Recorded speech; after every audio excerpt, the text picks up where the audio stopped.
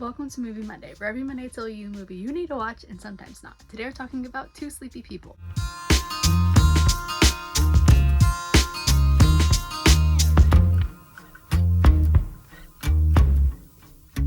An indie film that I honestly hadn't heard about, and I wouldn't be surprised if you hadn't either. I got an email asking if I wanted to pre-screen it, and you never know with those pre-screeners, okay? And at least for me, in my experience, it's usually the ones that don't necessarily have like the biggest budget or the wildest cast that are actually really good. So I was very hopefully optimistic. I'll be real, there's a few different places that say a few different things in terms of release date. It's an hour and 33 minutes long, and it's categorized as a dramedy, a modern drama. There's also been a few different things out there in the world that I've seen. And there's definitely a cast in this movie, but I would say the movie is predominantly following these two people, so I'm gonna put those people on the screen now.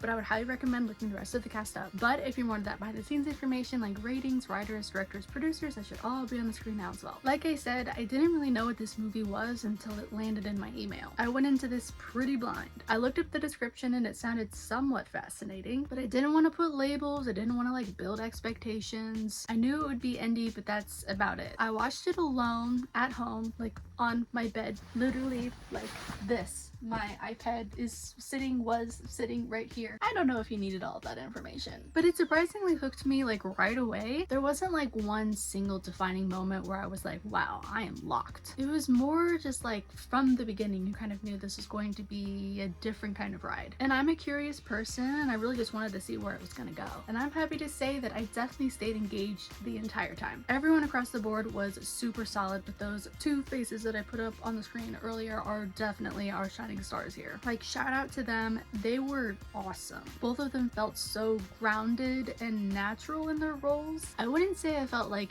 deeply connected to the characters, but I definitely was invested in what they were going through. To me, this felt less like watching characters and kind of watching people in their natural habitat. Was that weird to say? Like watching people in a very specific phase of life. Maybe that's a better way to say it. They're flawed, they're human, and they're definitely still trying to figure things out, as I feel like everyone is.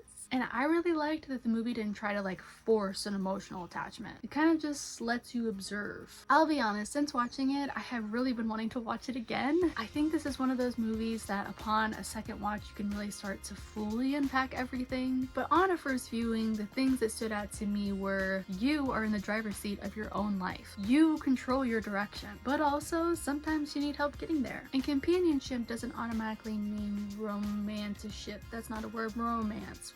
Love, that kind of love. And that part really landed for me. There's a strong thread of companionship and connection and just being there for one another, showing up for one another without it needing to be this like big sweeping love story. This is not a Wuthering Heights. It also feels though that it's speaking to like people who may feel like stagnant or lost, maybe not in general but in this like phase of life. And it's not really in like a dramatic way, more just like the quiet of like, what am I doing with myself right now? Like that feeling. And honestly, I appreciated it. The pacing worked for me. If I had to nitpick, I think maybe 5 or 10 minutes could have been shaved off, but honestly I also see the value of keeping that in. It's very much so its own thing, but nothing felt like unnecessary. And the ending definitely felt earned, and I really liked that it didn't try to like over explain itself. Emotionally, I walked away feeling both thoughtful and content. Not wrecked, not over sentimental, just reflective. That's a good word for it. My biggest takeaway was this: you're in control of your life, but that does not mean you have to do everything alone. And companionship doesn't always look like romance. I would definitely rewatch this alone or with someone else. Honestly, I need to track it down and figure out when I can watch this again. And I think this movie is probably for people who are navigating adulthood, or like kind of like those in-between spaces in life where you don't necessarily feel lost, but you're not exactly where you're not exactly lost, but you're also not exactly settled. You definitely want to be in an open mood going into this one. Right now, I'm giving it a 3.5 out of 5 on Letterboxd, but I could honestly see that going up to a 4 out of 5 upon a rewatch. Again, I really do feel like 2 watches is the thing here. This is definitely more of a niche but meaningful recommendation. Not a mass appeal crowd pleaser, but if you're in the right headspace, I definitely think it will resonate. If you like today's video, make sure to give it a like. It definitely helps this channel out, and make sure to let me know in the comments what you want me to watch and review for next Movie Monday. I am always happy to take and watch your suggestions. Thank you guys so much for watching, and I'll catch you guys in the next one. Bye!